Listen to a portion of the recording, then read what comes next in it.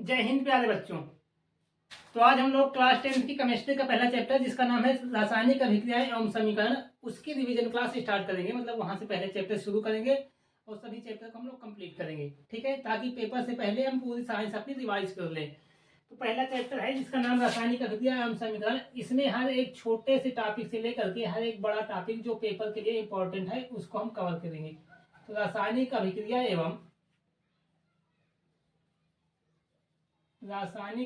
एवं समीकरण, ये हमारा केमिस्ट्री का पहला चैप्टर है, ठीक है। इसको आज हम लोग पढ़ेंगे। तो चलिए शुरू करते हैं अपनी क्लास को। तो हमारी सबसे पहली हेडिंग होगी रासायनिक अभिक्रिया। रासायनिक अभिक्रिया, तो इसमें लिखेंगे कि एक अथवा एक से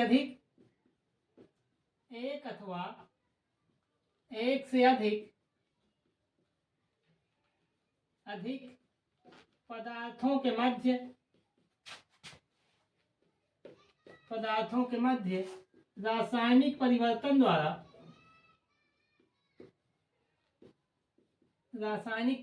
द्वारा नया पदार्थ प्राप्त करने की प्रक्रिया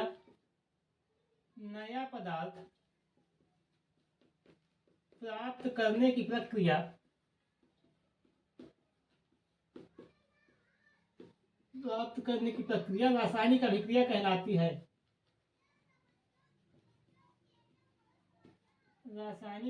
कहलाती है। ठीक है, ये इसकी परिभाषा हो गई। अब हम लिखेंगे प्रत्येक रासायनिक अभिक्रिया के, ये चैप्टर काफी इंपॉर्टेंट है आपके पेपर के लिए। प्रत्येक रासायनिक अभिक्रिया के दो भाग होते हैं। प्रत्येक रासायनिक अभिक्रिया के दो भाग होते हैं। इसमें पहला भाग क्या कहलाता है? ये कहलाता है अभिकारक। इसकी एक छोटी सी परिभाषा लिखेंगे कि रासायनिक अभिक्रिया में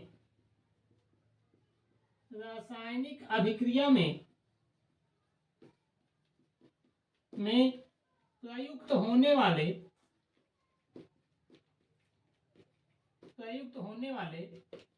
पदार्थ को अभिकारक कहते हैं। ठीक है, मतलब अभिक्रिया में जिस पदार्थ का हम यूज करेंगे पदार्थ बनाने के लिए उसे क्या कहेंगे? अभिकारक कहेंगे। और दूसरा पार्ट इसका क्या होता है? दूसरा पार्ट होता है उत्पाद। राइट, दूसरा पार्ट क्या है? उत्पाद। तो हम लिखेंगे कि अभिक्रिया के फलस्वरूप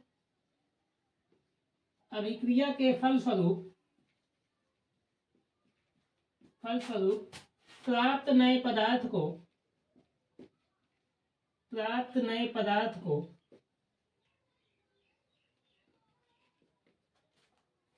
उत्पाद कहते हैं। तो ये दो भाग होते हैं रासायनिक अभिक्रिया के, राइट। अब मान लीजिए एग्जांपल से हम आपको समझा दें। मान लो हमने कहा कि हमें बनाना है जल। तो जल बनाने के लिए हम लोग क्या लेते हैं? हम लेते हैं हाइड्रोजन गैस, इस तरह से हाइड्रोजन, उसके बगल में गैस लिख देंगे। गैस का मतलब जी, हाइड्रोजन गैस। और यहाँ पे क्या हम लेते हैं ऑक्सीजन गैस, ऐसे, ठीक है। तो जब हाइड्रोजन गैस और ऑक्सीजन गैस इन दोनों के बीच रासायनिक अभिक्रिया हम करवाते हैं तो इसकी सहायता से हमें क्या प्राप्त होता है? हमें प्राप्त होता है जल, जो कि एक द्रव की अवस्था में होता है, मतलब लिक्विड के फॉर्म में होता है। ठीक, तो हमने कहा कि जिन पदार्थों को हम प्रयुक्त करते हैं, मतलब जिनका यूज करके बनाते हैं, तो उन्हें हम क्या कहते हैं? अभिकारक कहते हैं। तो इन दोनों का यूज किया गया तो ये दोनों क्या कहलाएंगे? ये कहलाएंगे अभिकारक। ठीक है, और इन दोनों की सहायता से जो नया पदार्थ प्राप्त हुआ है वो क्या कहलाएगा? उत्पाद कहलाएगा। ये बिल्कुल छोटी छोटी बातें तो आपको पता होगी, बस हम रिवीजन कर रहे हैं, क्योंकि पेपर में कभी कभी डायरेक्ट ये पूछ लेता है। आपको एक रासायनिक अभिक्रिया दे दी जाएगी, उसमें आपसे पूछ लेगा कि इसमें प्रयुक्त होने वाले अभिकारकों तथा उत्पाद के नाम लिखिए। जैसे इसमें पूछा जाए कि कौन कौन से अभिकारक हैं, तो हम कह देंगे हाइड्रोजन और ऑक्सीजन, ये दोनों क्या है? अभिकारक हैं। और इसकी सहायता से प्राप्त क्या हुआ? जल, तो ये क्या है? उत्पाद है। इतना लिखिए, फिर आगे चलते हैं।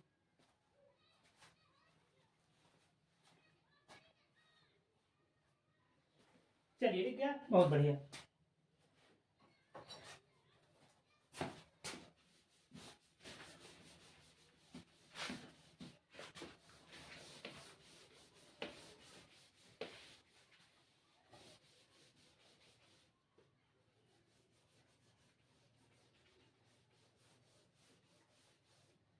ये हो गया। अब हम पढ़ेंगे क्या, रासायनिक समीकरण। रासायनिक समीकरण, ये हेडिंग है। तो लिखेंगे जब अभिक्रिया में अभिकारकों तथा उत्पादों को उनके रासायनिक सूत्रों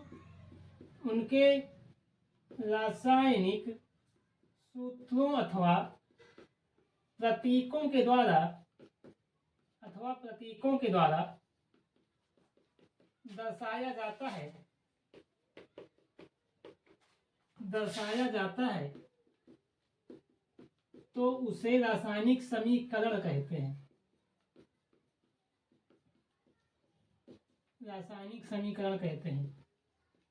देखिए समझिए बात को। मान लीजिए हमने आपसे कहा कि आपसे कहा गया कि हाइड्रोजन गैस और ऑक्सीजन गैस, इन दोनों के संयोग से, मतलब इन दोनों के बीच रासायनिक अभिक्रिया होती है और इस रासायनिक अभिक्रिया से मान लीजिए क्या बना, जल बना। ठीक, तो अभी यहाँ पे ये दोनों क्या हैं, ये दोनों हो गए हमारे अभिकारक। ये दोनों क्या हैं, अभिकारक हैं, है ना। और ये क्या है, ये इसका उत्पाद है। तो हमने देखा कि अभी ये जो अभिकारक और उत्पाद हैं, ये इनके कोई सूत्र नहीं लिखे गए हैं। अभी हमने इनको शब्दों में लिख रखा है ना। तो जब शब्दों में लिखा जाता है, इसको ऐसे लगा लीजिए यहाँ पे, कि जब शब्दों में लिखा जाता है तो उसे हम क्या कहते हैं, उसे हम कहते हैं अभिक्रिया। मतलब ये क्या है, एक अभिक्रिया है, या यूं कह दीजिए कि रासायनिक अभिक्रिया, मतलब है तो रासायनिक ही। ठीक, तो ये क्या है, एक रासायनिक अभिक्रिया लिखी हुई है अभी।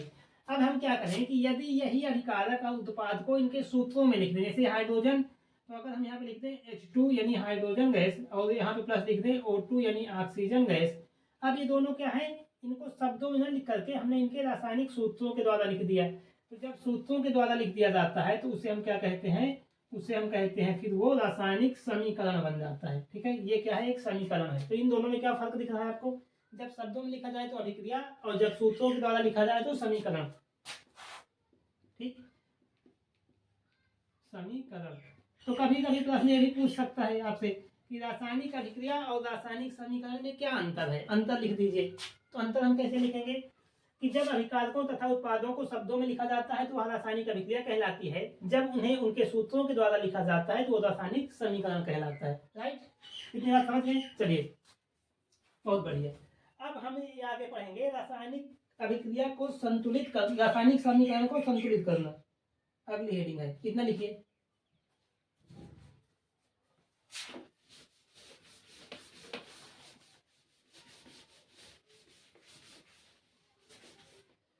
अगली हेडिंग डालिए, रासायनिक समीकरण को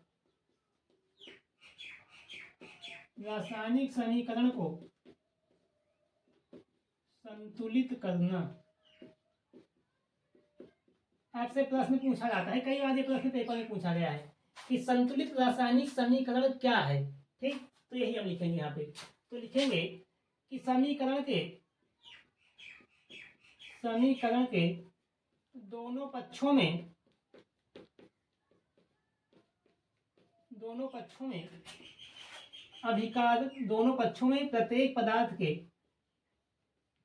प्रत्येक पदार्थ के परमाणुओं की संख्या को बराबर करना, समीकरण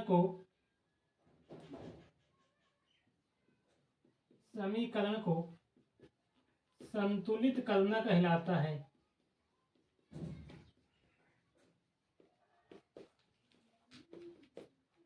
तथा ऐसा समीकरण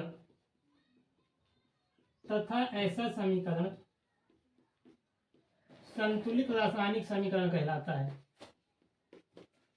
संतुलित रासायनिक समीकरण कहलाता है।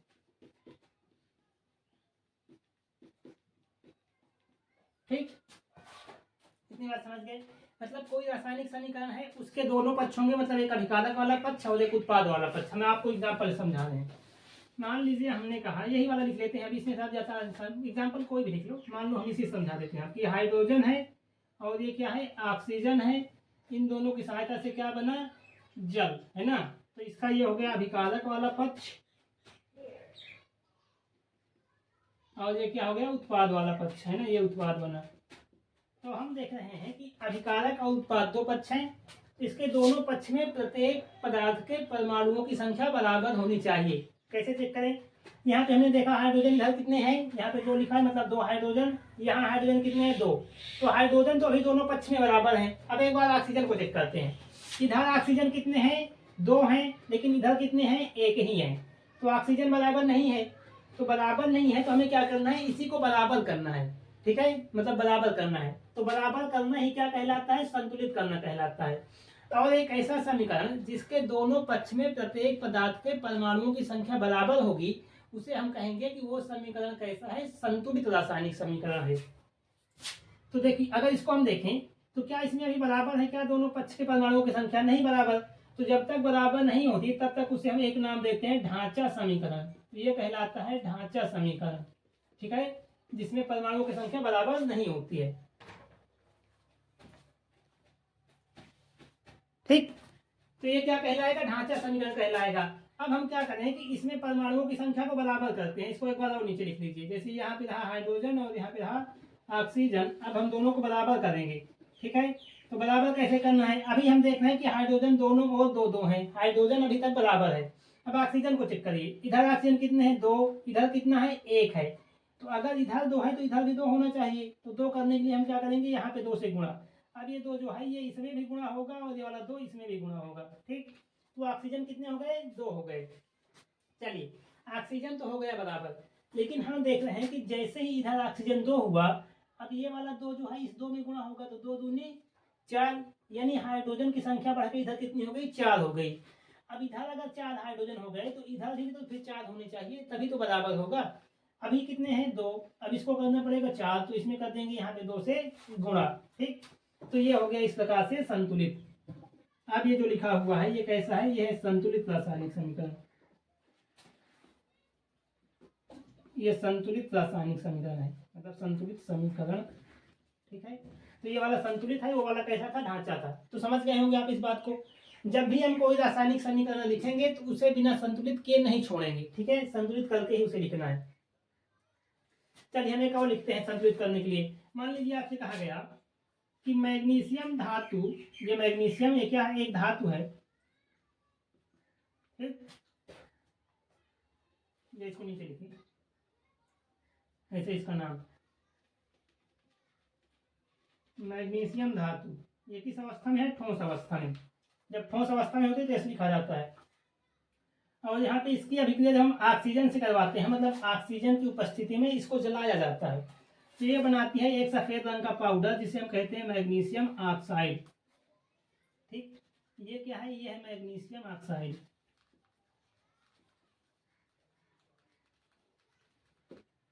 अब इसको एक बार आप देखिए, क्या ये संतुलित है, अगर नहीं है तो एक बार संतुलित करनी है, मतलब कोशिश करिए करने की। वीडियो को रोकिए, उसके बाद इसको एक बार संतुलित कर दिया। चलिए फिर हम बता रहे हैं आपको। अब वही करना है, मैग्नीशियम इधर कितने हैं, 1, इधर कितना है, 1। मैग्नीशियम अभी बराबर है। ऑक्सीजन को चेक करिए, इधर कितने ऑक्सीजन हैं, 2, लेकिन इधर कितना है, 1 ही है। तो ऑक्सीजन बराबर नहीं है अभी। तो अगर बराबर नहीं है तो अब इसको बराबर करना है। इधर 2 है तो इधर भी 2 होने चाहिए। तो क्या किया जाए, यहाँ पे 2 से गुणा। चलिए हमने 2 से गुणा कर दिया, ऑक्सीजन हो गए बराबर। लेकिन अब देख रहे हैं कि ये 2 जब यहाँ पे गुणा हुआ तो ये वाला 2 इसमें भी गुणा होगा और ये वाला 2 इस ऑक्सीजन में भी गुणा होगा, है ना। तो अब मैग्नीशियम की संख्या बढ़ के इधर कितनी हो गई, 2 हो गई। तो अब उधर अगर 2 हो गए तो इधर भी तो 2 होने चाहिए। तो हमने क्या कर दिया, यहाँ भी 2 से गुणा कर दिए। अब ये क्या बन गया, ये एक संतुलित रासायनिक समीकरण है। ठीक है, ये कैसा है, संतुलित समीकरण। ठीक, लिखिए इसको।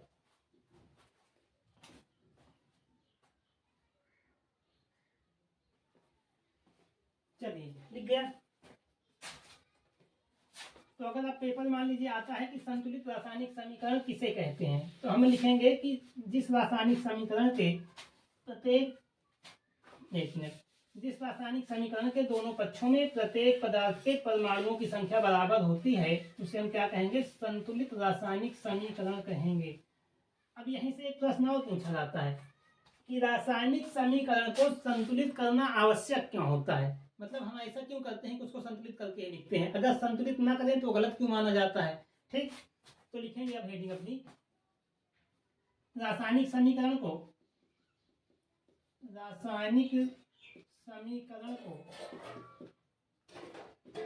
संतुलित करना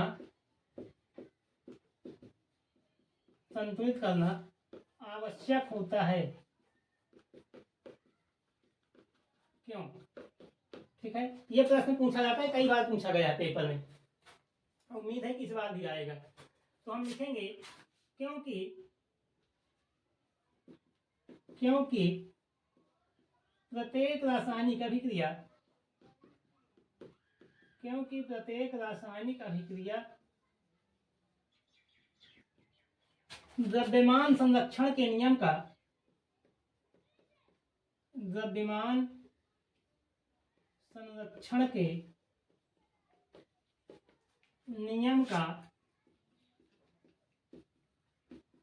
पालन करती है, इसलिए संतुलित करना आवश्यक होता है। आवश्यक होता है। ठीक है, मतलब जो प्रत्येक रासायनिक अभिक्रिया होती है वो क्या करती है, द्रव्यमान संरक्षण के नियम का पालन करते हैं। इसका मतलब ये हुआ कि अभिक्रिया के संपन्न होने से पहले जितना द्रव्यमान था, अभिक्रिया के संपन्न होने के बाद भी द्रव्यमान उतना ही होना चाहिए, मतलब न उसमें कोई कमी हो न उसमें कोई वृद्धि हो। इसलिए हम क्या करते हैं कि अभिकारकों की संख्या को उत्पादों की संख्या को बराबर कर देते हैं, तो क्या हो जाता है, वो बैलेंस हो जाता है, मतलब दोनों के द्रव्यमान बराबर आ जाते हैं। ठीक, तो ये भी लिख लीजिए, ये पूछा जाता है कई बार, काफी इंपॉर्टेंट सवाल है। हम क्या करेंगे, हम जो मतलब इंपॉर्टेंट क्वेश्चंस हैं जिनके आने की संभावना ज्यादा है उनको भी साथ साथ करते हुए चलेंगे। अगला सवाल है, एक सवाल हम करवा रहे हैं यहाँ पे कि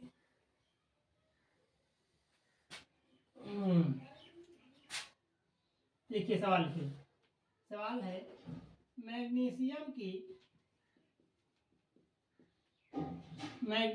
की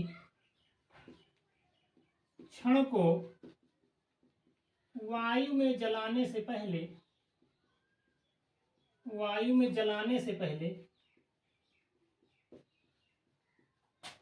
रगड़कर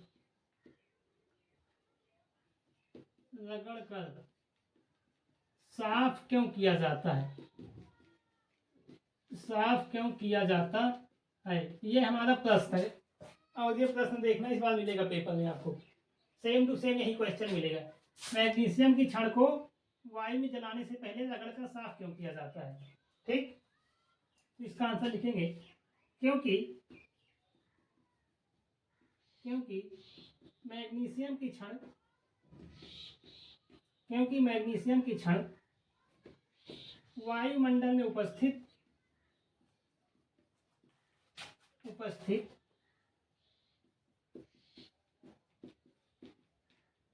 वायु एवं नमी से अभिक्रिया करके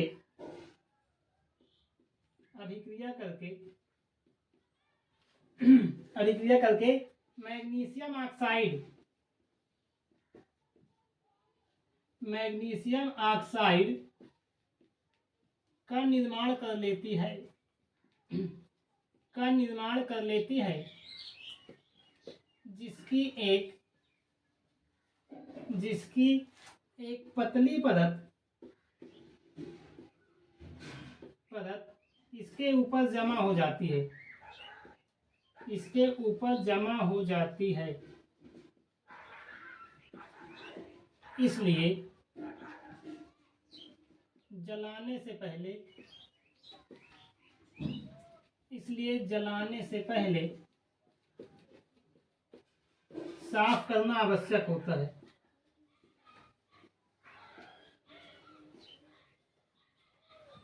आवश्यक होता है, ठीक। मतलब मैग्नीशियम जो है वो क्या करती है कि अगर वायुमंडल में खुले में रखी हुई है तो वह ऑक्सीजन और नमी से अभिक्रिया करके मैग्नीशियम ऑक्साइड नामक एक पदार्थ का निर्माण करती है, और उस पदार्थ जो होता है उसकी एक पतली परत उस मैग्नीशियम की राड के ऊपर जम जाती है। उसके जमने से क्या होता है कि उसको अगर आप जलाते हैं तो पर्याप्त मात्रा में उसको ऑक्सीजन नहीं मिल पाता। जब ऑक्सीजन नहीं मिल पाता तो सही तरीके से जलती नहीं है। तो हम क्या करते हैं कि उसको पहले रगड़ करके, जो सरेस कागज होता है ना, जिसे हम रेगमाल कहते हैं, उस सरेस कागज से रगड़ के उसको साफ कर दिया जाता है, ठीक। तो यही प्रश्न पूछा जाता है आपसे, नोट करिए इसको।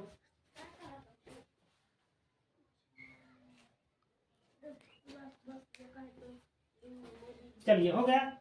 अब हम पढ़ेंगे रासायनिक अभिक्रिया के प्रकार। यहां से हमेशा एक क्वेश्चन आता है रासायनिक अभिक्रिया के प्रकार से।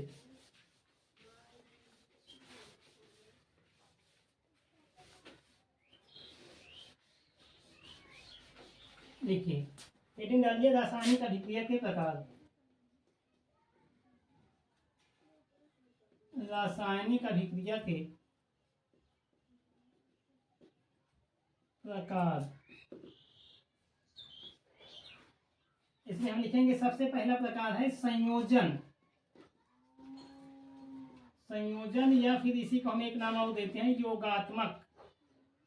संयोजन या फिर योगात्मक अभिक्रिया, ठीक। चाहे संयोजन कहा जाए चाहे योगात्मक कहा जाए, तो उनका मतलब एक ही होता है।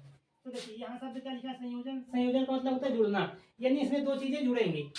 तो हम लिखेंगे जब दो अथवा दो से अधिक पदार्थ, दो अथवा दो से अधिक पदार्थ जुड़कर एकल उत्पाद का निर्माण करते हैं। एकल उत्पाद का निर्माण करते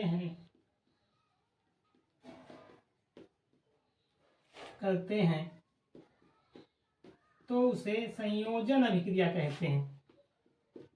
तो उसे संयोजन अभिक्रिया कहते हैं, ठीक है। मतलब बस इसमें आपको इतना याद रखना है कि कम से कम दो पदार्थ जुड़ेंगे या दो से ज्यादा पदार्थ जुड़ेंगे, और जुड़ने के बाद हमेशा क्या करेंगे, केवल और केवल एक उत्पाद बनाएंगे। बस इतना ही इसमें याद रखना है कि उत्पाद की संख्या हमेशा कितनी होनी चाहिए, एक। अगर सिंगल प्रोडक्ट बन रहा है तो उसे हम क्या कहेंगे कि वो संयोजन अभिक्रिया है। इसके एग्जाम्पल लिखिए, देखिए, मान लीजिए हमने कहा कि सोडियम, ये सोडियम धातु है, ठीक है। ये है सोडियम धातु, और इसकी अभिक्रिया हमने करवा दी ऑक्सीजन से। तो जब सोडियम धातु ऑक्सीजन से अभिक्रिया करती है तो अभिक्रिया करने के बाद ये क्या बनाती है, ये बनाती है सोडियम ऑक्साइड। सोडियम ऑक्साइड, ठीक। ये तो यहाँ पे क्या हुए, दो पदार्थ जुड़े, और दो पदार्थ जुड़ने के बाद कितने उत्पाद बनाए, एक उत्पाद। तो चूंकि एक ही उत्पाद बन रहा है इसलिए कैसी होगी, संयोजन अभिक्रिया होगी। और भी इसके एग्जाम्पल है, देखिए। जैसे मान लीजिए हमने कहा, आप ले लीजिए अगर यही वाला भी जो लिए थे हाइड्रोजन और ऑक्सीजन, ये भी पूछ लिया जाता है। ये ऐसे, ये हाइड्रोजन, ये अभी क्या हो गया ऑक्सीजन, ये दो अभिकारक मिलेंगे और मिलने के बाद ये क्या बनाएंगे, ये बनाते हैं जल, ठीक। तो अभिकारकों की संख्या कितनी है, दो। उत्पाद की संख्या कितनी है, एक। तो चूंकि एक उत्पाद बन रहा है तो कैसी अभिक्रिया हो जाएगी, संयोजन अभिक्रिया। और देखिए, मान लीजिए हमने कहा ये हो गया कैल्शियम ऑक्साइड, ठीक है। ये क्या है, कैल्शियम ऑक्साइड।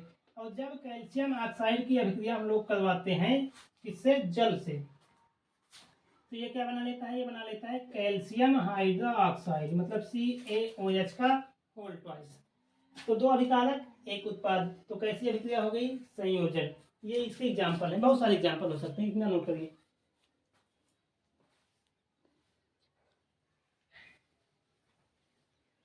चलिए, नोट हो गया।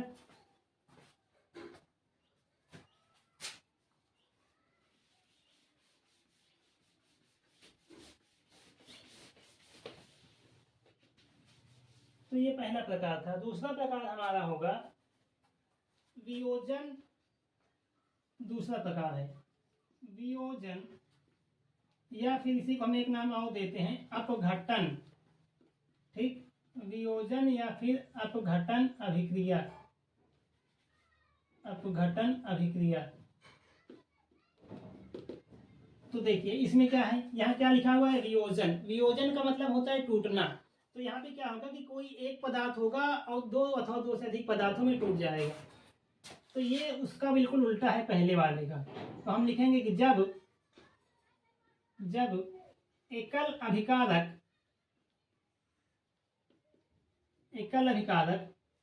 टूटकर दो अथवा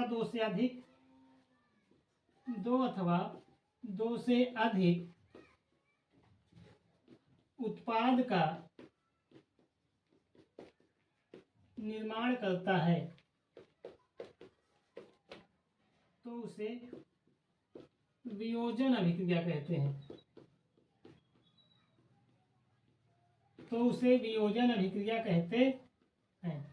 ठीक है, मतलब पहला वाला क्या था, संयोजन। उसमें क्या था कि दो पदार्थ जुड़ करके एक उत्पाद बना रहे थे। इसमें क्या है कि एक अभिकारक टूट करके दो या फिर दो से अधिक उत्पाद बनाएगा।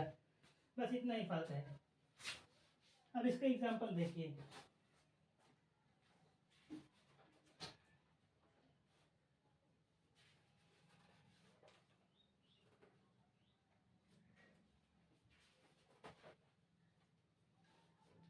एग्जांपल मान लीजिए आपसे कहा गया EXP, ये आपने देखा होगा कि क्या है, कैल्शियम कार्बोनेट। ये कैल्शियम कार्बोनेट है जिसे हम खड़िया चूना भी कहते हैं, है ना। ये क्या है, ये कैल्शियम कार्बोनेट।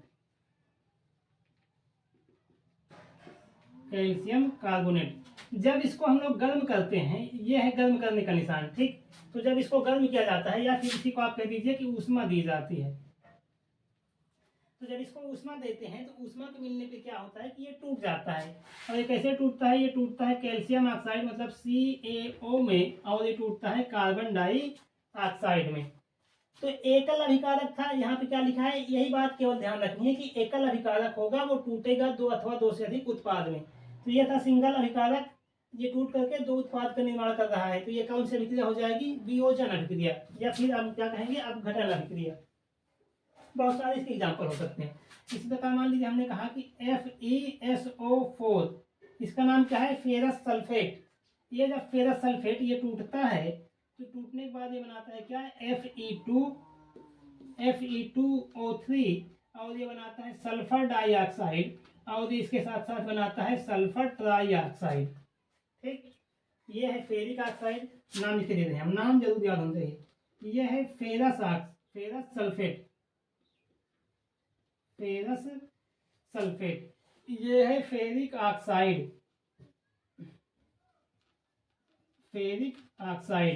ये क्या है, ये है सल्फर डाइऑक्साइड।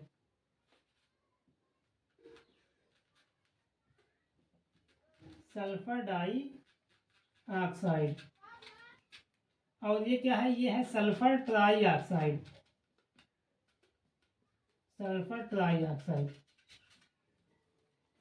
आप लोग इसको नोट करिए, तब तक हम मार्कर लिंक डाल लेते हैं।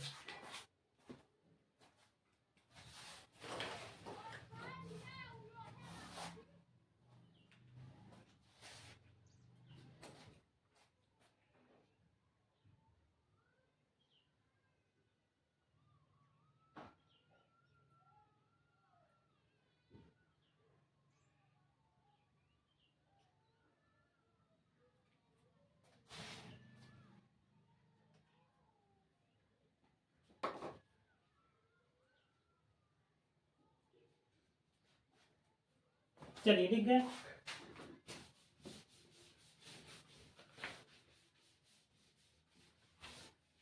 तो हमने दो अभिक्रियाएं पढ़ ली, एक संयोजन और एक वियोजन। उम्मीद है कि आपको ये समझ में आया होगा। अब देखिए यहीं पे एक बात और पूछी जाती है कि जैसे मान लीजिए हमने कहा कि इसमें क्या होता है, वियोजन अभिक्रिया में, कि कोई एकल अभिकारक होगा वो टूट करके दो या फिर दो से अधिक उत्पाद का निर्माण करेगा। तो जब किसी पदार्थ को तोड़ना है तो उसको तोड़ने के लिए हमें बाहर से कुछ ना कुछ चीजें आवश्यक होती हैं। अब उसको ऐसा नहीं कि हथौड़ी उठा के हम तोड़ देंगे, क्योंकि वह एक रासायनिक अभिक्रिया वहाँ पे हो रही है, मतलब कोई ना कोई केमिकल है, कोई ठोस अवस्था में नहीं है, ठीक। तो उसको तोड़ने के लिए हमें कुछ चीजें बाहर से देनी पड़ती है, जैसे हम उसको ऊष्मा देंगे, या तो ऊष्मा नहीं देंगे तो हम उसे क्या करेंगे, प्रकाशीय ऊर्जा देंगे, या फिर उसमें विद्युत धारा प्रवाहित करेंगे उसके जलीय विलयन में, तब जाकर के वो टूटेगा। तो इस आधार पे क्या होता है कि हम लिखेंगे वियोजन अभिक्रिया के 3 भाग होते हैं, है ना। वियोजन अभिक्रिया के 3 प्रकार होते हैं, 3 प्रकार होते हैं, जिसमें से पहला क्या है, पहला है ऊष्मीय वियोजन, या फिर कह दीजिए ऊष्मीय अपघटन, है ना। ऊष्मीय वियोजन या ऊष्मीय अपघटन अभिक्रिया। इसमें क्या होता है कि जब कोई अभिकारक ऊष्मा के कारण से टूटता है, मतलब उसको ऊष्मा मिलती है, ऊष्मा को पा करके वो टूट जाता है, तब उसे हम कहते हैं ऊष्मीय अपघटन अभिक्रिया। इसमें हमने अभी जो पढ़ा है ये कैल्शियम कार्बोनेट, ठीक है।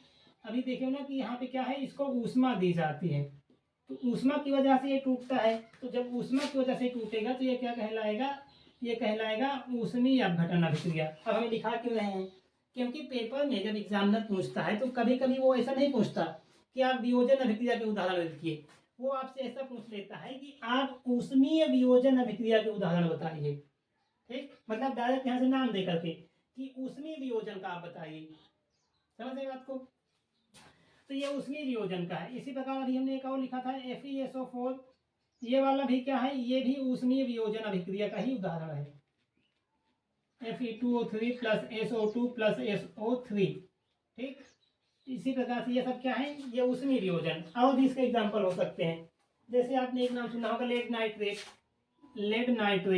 ये इसका फार्मूला भी पिछले बार आया था पेपर में, पिछले बार जो 2024 में हुआ है, उसमें सेम टू सेम यही पूछा गया था कि लेड नाइट्रेट का फार्मूला बताइए। ये है लेड नाइट्रेट, ठीक है। तो इस लेड नाइट्रेट को जब हम ऊष्मा देते हैं तो ऊष्मा देने के बाद ये भी टूट जाता है, और ये टूटता किस में है, टूटता है नाइट्रोजन डाइऑक्साइड, और ये टूटता है लेड ऑक्साइड में। इसको जब ऑक्सीजन देंगे तो ये टूटेगा किसमें, सॉरी ऑक्सीजन नहीं, ऊष्मा। जब ऊष्मा देंगे तो ये टूटता है लेड ऑक्साइड, मतलब PbO, ठीक। इसके साथ साथ ये टूटता है नाइट्रोजन डाइऑक्साइड, मतलब NO2। तो ये 3 एग्जाम्पल आपके सामने लिखे हुए हैं। इन तीनों को हमने देखा कि ऊष्मा मिलने पर ये पदार्थ टूट रहे हैं। जब ऊष्मा मिलने पे टूट रहे हैं तो इसका मतलब ये किसके एग्जाम्पल हो गए, ऊष्मीय वियोजन के। चलिए, हमारा दूसरा प्रकार होता है जिसका नाम होता है प्रकाशीय अपघटन अभिक्रिया। प्रकाशीय अपघटन अभिक्रिया।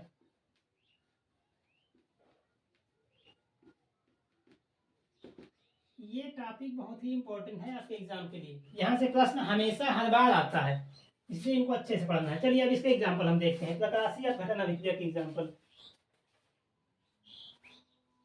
इसके बहुत सारे एग्जाम्पल हैं, जैसे मान लीजिए इसका एग्जाम्पल हम लिखें अगर, तो आपने नाम सुना होगा AgCl, जिसका नाम क्या होता है, सिल्वर क्लोराइड।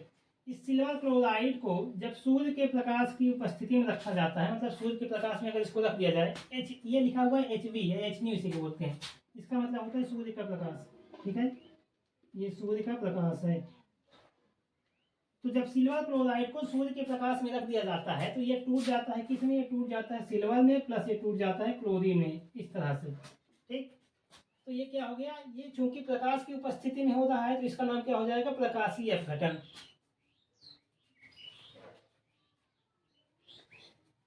चलिए इसका अगला एग्जांपल देखते हैं, सिल्वर क्लोराइड। इसी प्रकार से इसी का एक भाई होता है जिसका नाम है सिल्वर ब्रोमाइड।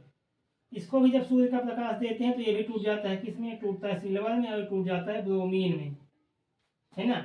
तो ये दोनों चूंकि किसकी उपस्थिति में हुई है, सूर्य के प्रकाश की उपस्थिति में, तो ये क्या हो जाएंगे, प्रकाशीय अपघटन। ये किसकी उपस्थिति में है, ऊष्मा की उपस्थिति में, तो ये क्या बन जाएंगे, ऊष्मीय अपघटन, ठीक। इतना नोट करिए।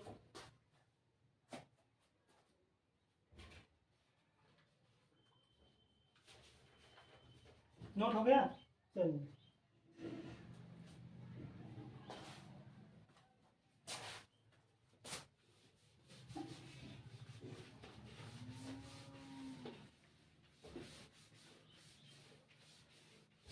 तो इसके 3 प्रकार हमने बताया कि वियोजन अभिक्रिया के 3 प्रकार होते हैं। इसमें पहला क्या था, ऊष्मीय वियोजन, दूसरा क्या था प्रकाशीय वियोजन या प्रकाशीय अपघटन, और तीसरा होता है विद्युत अपघटन। उस विद्युत अपघटन से सवाल आपके पेपर में नहीं आते, ठीक है, तो केवल यही 2 पढ़ रहे थे इसे। अब हम तीसरी अभिक्रिया के प्रकार पढ़ेंगे, जिसका नाम क्या होगा, जिसका नाम होगा विस्थापन अभिक्रिया। विस्थापन अभिक्रिया, ठीक, विस्थापन अभिक्रिया। तो हम लिखेंगे जब कोई अधिक क्रियाशील तत्व, अधिक क्रियाशील तत्व, और वो तत्व हमेशा क्या होगी, धातु होगी, ठीक। तो जब कोई अधिक क्रियाशील तत्व वो हमेशा धातु होगी, किसी कम क्रियाशील धातु को, किसी कम क्रियाशील धातु को उसके विलयन से विस्थापित कर देती है, विलयन से विस्थापित कर देती है, तो उसे विस्थापन अभिक्रिया कहते हैं, उसे विस्थापन अभिक्रिया कहते हैं, है ना। तो जितनी भी धातुएं होती हैं उन सबकी क्रियाशीलता बराबर नहीं होती, कुछ धातुएं अधिक क्रियाशील होती हैं और कुछ धातुएं कम क्रियाशील होती हैं। तो उसमें होता क्या है कि जो अधिक क्रियाशील धातु होती है वो कम क्रियाशील धातु को, ये लिखा है ना, कम क्रियाशील धातु, अधिक क्रियाशील धातु कम क्रियाशील धातु को उसके विलयन से विस्थापित कर देती है, मतलब वहां से हटा देती है। तो उसे हम क्या कहते हैं, विस्थापन अभिक्रिया कहते हैं। जैसे एग्जाम्पल देखिए, मान लीजिए हमसे कहा गया कि हमारे पास है एक विलयन जिसका नाम है मान लीजिए कॉपर सल्फेट, ठीक, ऐसे ले लीजिए इसको, सिल्वर AgSO4, ये मान लीजिए सिल्वर सल्फेट का एक विलयन है, सिल्वर सल्फेट का एक विलयन, ठीक। इस सिल्वर सल्फेट के विलयन, अब इसकी रासायनिक अभिक्रिया हमने किससे करवा दी, कॉपर से, इससे हो गई कॉपर से। तो इसके लिए हमें एक पढ़ना होता है जिसका नाम होता है विद्युत रासायनिक श्रेणी, वो अभी आगे हम लिखवा देंगे, अभी केवल इसका एग्जाम्पल देखना है। अगर ये आपको अभी समझ नहीं आ रहा है तो अभी कुछ देर बाद हम एक आपको लिखवाएंगे जिसका नाम है विद्युत रासायनिक श्रेणी। वहाँ पे क्या होता है कि धातुओं को उनकी क्रियाशीलता के बढ़ते या घटते क्रम में रख दिया जाता है, वहां से हम ये बात समझ पाएंगे कि किसकी क्रियाशीलता अधिक है और किसकी क्रियाशीलता कम है, ठीक। तो अभी केवल इतना समझिए आप कि जो कॉपर होता है, कॉपर है ना, ये कॉपर जो है सिल्वर से अधिक क्रियाशील होता है।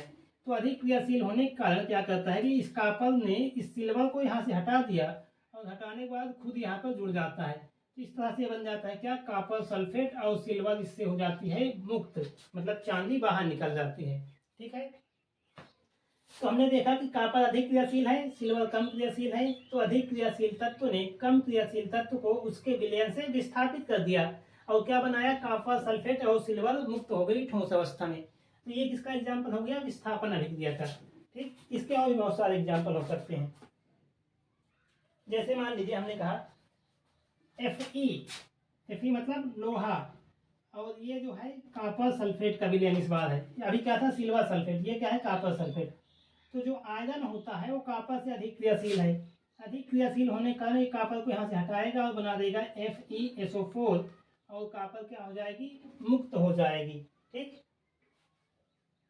इसी प्रकार और एग्जाम्पल आप देख सकते हैं। मान लीजिए ये Zn रहा, Zn प्लस यहाँ से बन जाएगा CuSO4, तो ये बनाएगा ZnSO4 प्लस क्या बन जाएगी, यहाँ कॉपर मुक्त हो जाएगा, ठीक। और इसका एक पेपर में आया हुआ हम सवाल करवा रहे हैं आपको, पेपर में बिल्कुल पूछा हुआ सवाल हम इसका एक करवा दें आपको। एक मिनट रुकना, पेपर से निकालने दो, कहाँ था, तो जरा एक मिनट हम निकालेंगे।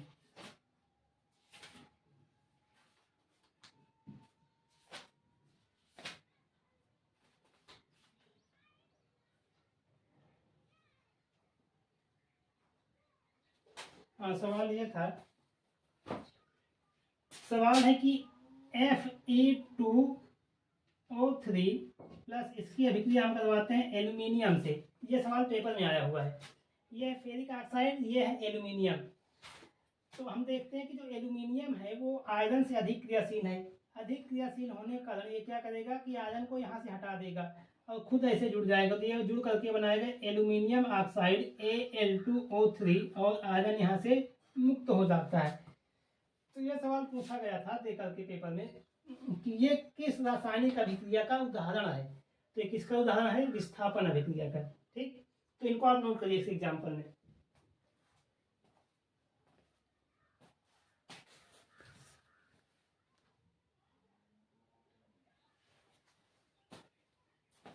चलिए, नोट हो गया इतना।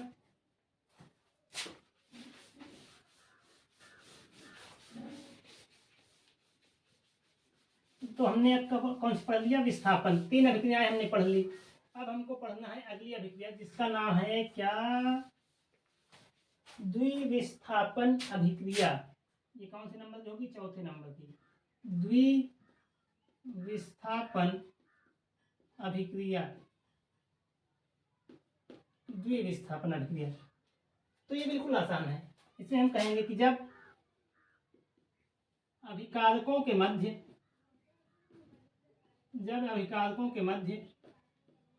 आयनों का आदान प्रदान होता है तो उसे द्विविस्थापन अभिक्रिया कहते हैं।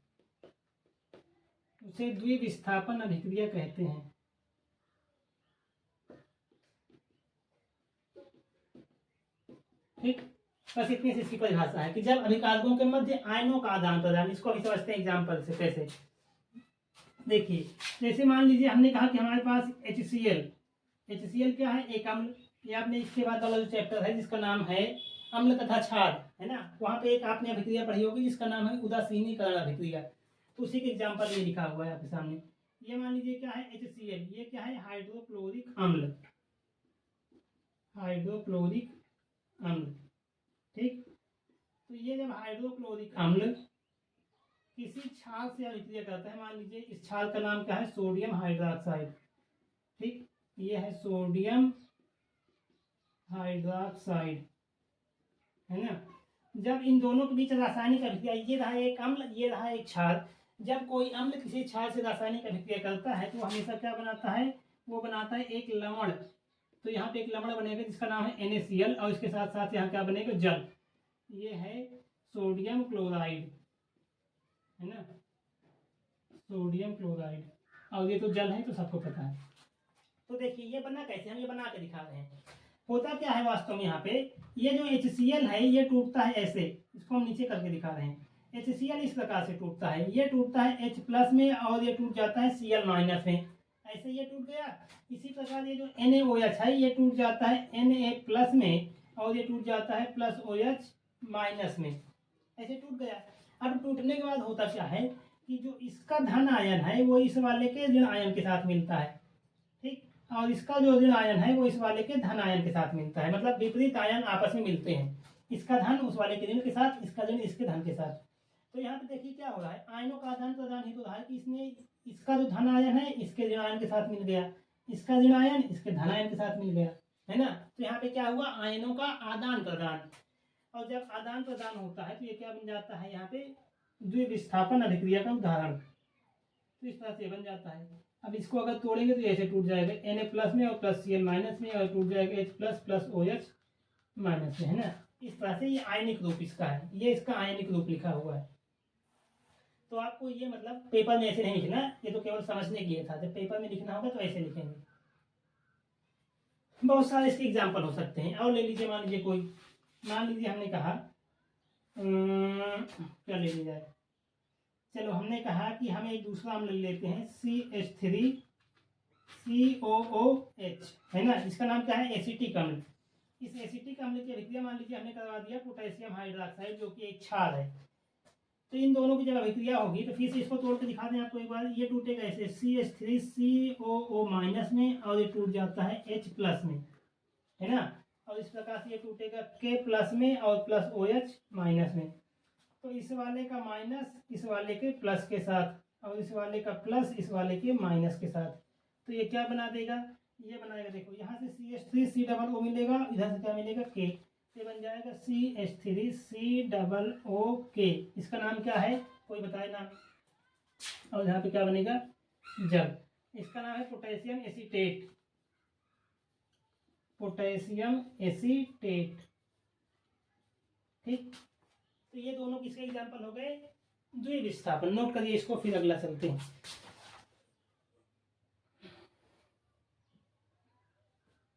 हो गया, चलिए।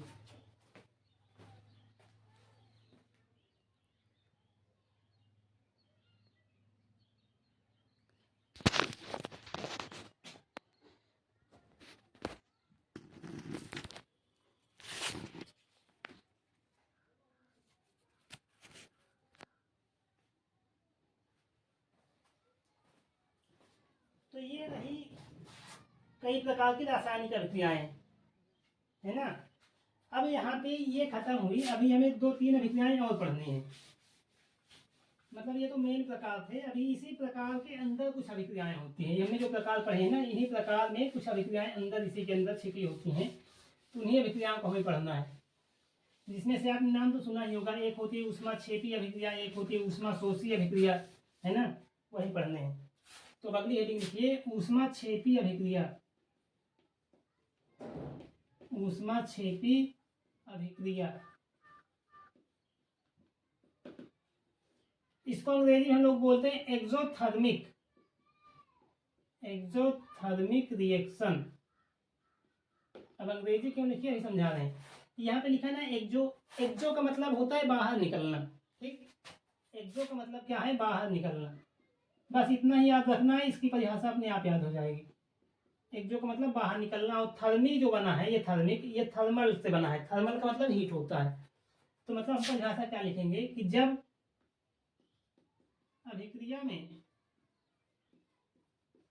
अभिक्रिया में उत्पाद के साथ साथ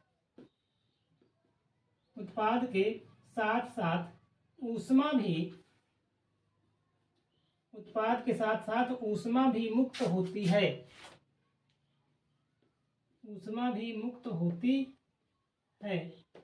तो उसे ऊष्माक्षेपी अभिक्रिया कहते हैं।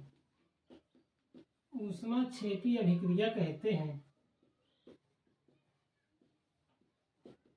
ठीक, मतलब उत्पाद तो बनेगा ही, उत्पाद बनने के साथ साथ क्या होगा, उसमें ऊष्मा बाहर निकलेगी। तो जब भी ऐसी कंडीशन आती है तो उसे हम क्या कहते हैं, ऊष्माक्षेपी अभिक्रिया कहते हैं। इसके एग्जाम्पल देखिए, बहुत सारे इसके एग्जाम्पल हैं। हाँ, सबसे मतलब बेसिक एग्जाम्पल इसका, जब हम कार्बन डाइऑक्साइड यानी जब हम कार्बन को ऑक्सीजन की उपस्थिति में जलाते हैं तो ये बनाती है क्या, कार्बन डाइऑक्साइड, है ना। कार्बन का मतलब कोई भी पदार्थ, जैसे आप लकड़ी वगैरह जलाते हैं, कोयला जलाते हैं, तो उन सब में क्या होता है, कार्बन।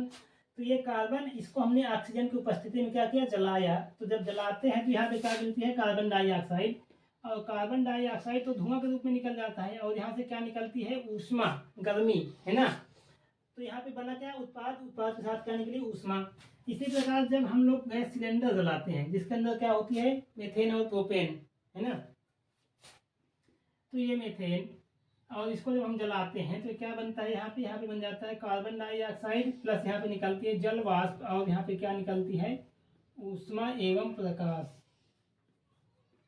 ऊष्मा एवं प्रकाश, ठीक है। यहाँ भी ऊष्मा और प्रकाश निकलता है, मतलब प्रकाश की कोई आवश्यकता नहीं थी, हमने नहीं लिखा, हमें केवल ऊष्मा दिखाना है ना। तो ऊष्मा और प्रकाश, ठीक। इसी प्रकार से अभी हमने जो पढ़ा, ये क्या है, HCl, और प्लस क्या है, NaOH। इन दोनों के बीच जब अभिक्रिया होती है तो क्या बनता है, ये बनता है NaCl, और क्या बनता है, H2O। और इसके साथ साथ इसमें भी निकलती है क्या, ऊष्मा। ठीक, इसमें भी क्या निकलती है, ऊष्मा। तो मतलब क्या है कि आज जब पेपर पूछा जाता है ना, तो उस पेपर में केवल परिभाषा नहीं पूछी जाती आपसे, परिभाषा के साथ साथ वो कम से कम 2 एग्जाम्पल पूछता है। अब वो जमाना चला गया कि जब एक उदाहरण हम लिख देते थे, अब आपको कम से कम 2 एग्जाम्पल तो लिखने ही होते हैं। ठीक, तो ये इसके 3 एग्जाम्पल हो गए, और बहुत सारे हैं, ऐसे नहीं कि केवल यही 3 है। जैसे ये मान लीजिए कैल्शियम ऑक्साइड, जब इसके अभिक्रिया हम करवाते हैं जल से, तो ये क्या बनाता है, ये बनाता है कैल्शियम हाइड्रोक्साइड। और इसके साथ यहाँ क्या निकलती है, इसके साथ यहाँ पे निकलती है ऊष्मा। तो ये इसके 4 एग्जाम्पल इनको नोट करिए।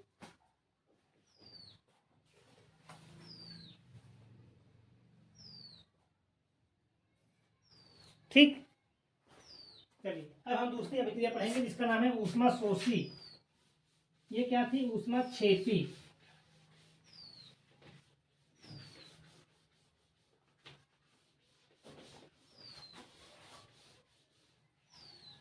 ऊष्मा क्षेपी हो गई, अब हमें पढ़ना है ऊष्मा शोषी। ऊष्मा शोषी अभिक्रिया। ठीक, तो इसमें क्या होगा, उसमें ऊष्मा निकल रही थी, इसमें ऊष्मा अवशोषित होगी। ये लिखा है ना शोषी, शोषी का मतलब जो ऊष्मा को सोख ले। तो हम लिखेंगे कि जिस रासायनिक अभिक्रिया में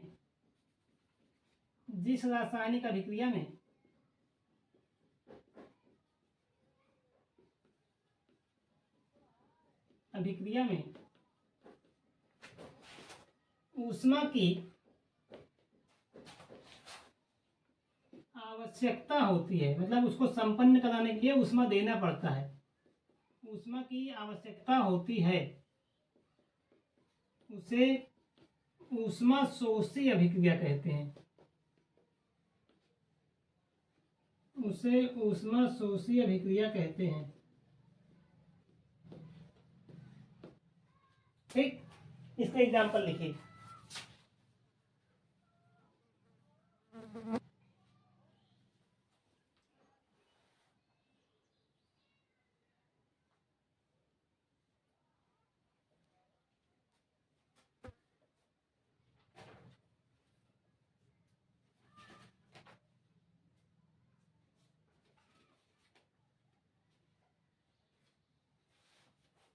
देखिए, इसके बहुत सारे एग्जाम्पल हैं।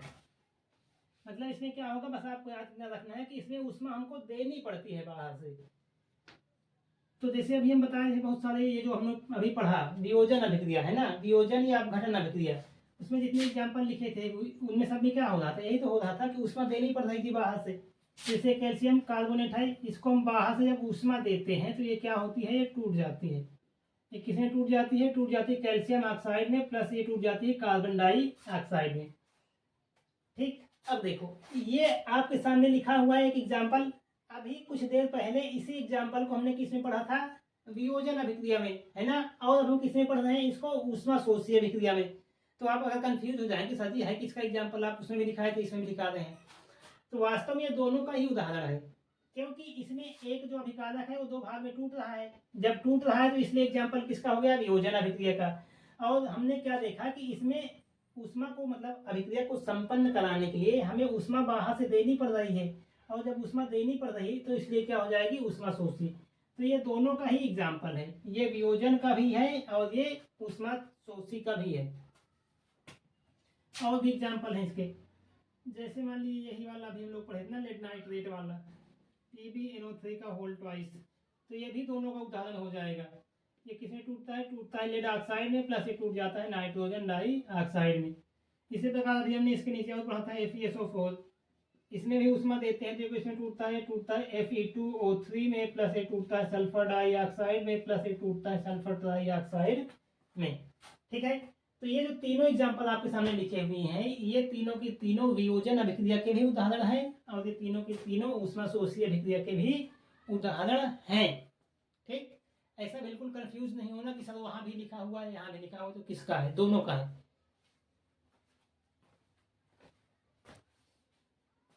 नोट हो गया, चलिए। तो ये 2 अभिक्रिया खत्म हुई है ना। अभी एक अभिक्रिया और बच रही है, उसको पढ़ लेते हैं, जिसका नाम है उपचयन एवं अपचयन अभिक्रिया।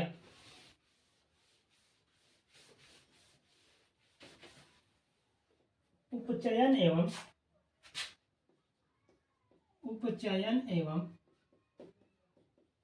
अपचयन अभिक्रिया।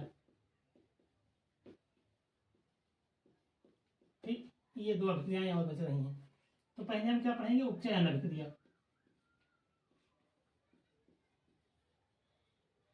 उपचयन अभिक्रिया तो इसमें हम लिखेंगे कि जब किसी पदार्थ में ऑक्सीजन की वृद्धि होती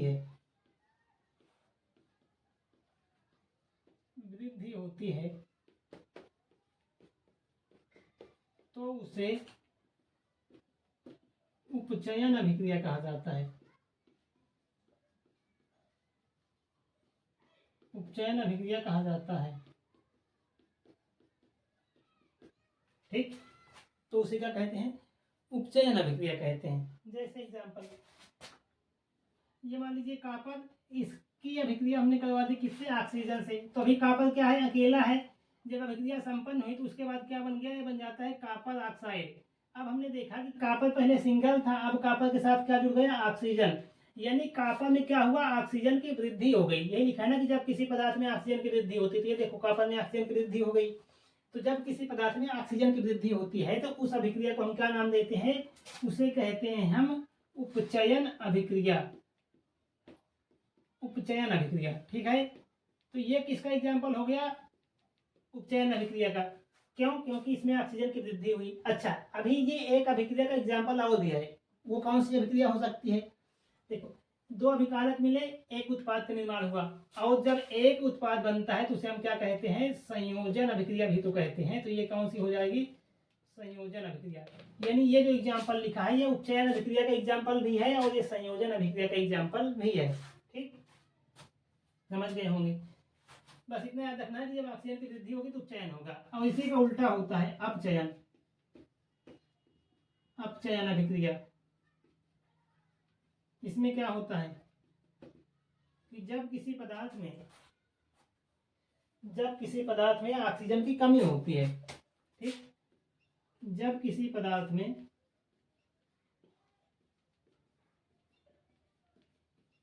में ऑक्सीजन की कमी होती है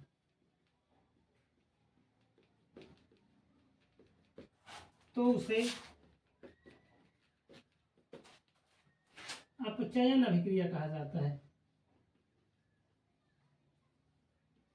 अपचयन अभिक्रिया कहा जाता है। ठीक,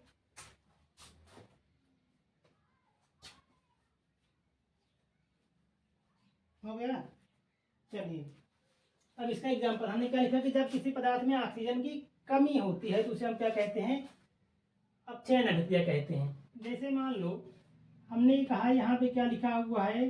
जिंक ऑक्साइड ZnO प्लस। अब हम अगर इसकी रासायनिक अभिक्रिया करवा दें किससे? मान लीजिए कार्बन से, ठीक है। तो जब ये कार्बन से अभिक्रिया करेगा तो ये बना देगा क्या? ये बना देगा जिंक मुक्त हो जाएगी, और उसके साथ साथ ये क्या बन जाएगा? कार्बन डाइऑक्साइड गैस निकल जाएगी यहाँ से। तो हमने देखा कि पहले जिंक में ऑक्सीजन था और यहाँ पे क्या हुआ? जिंक में ऑक्सीजन की कमी हो गई। तो यहाँ पे क्या हुआ? ऑक्सीजन की कमी। और जब ऑक्सीजन की कमी होती है तो उसे हम क्या नाम देते हैं? उसे हम नाम देते हैं अपचयन अभिक्रिया। ठीक है, तो ये कौन सी अभिक्रिया हो गई? अपचयन अभिक्रिया। इसको लिखिए, फिर एक अभिक्रिया और लिखते हैं।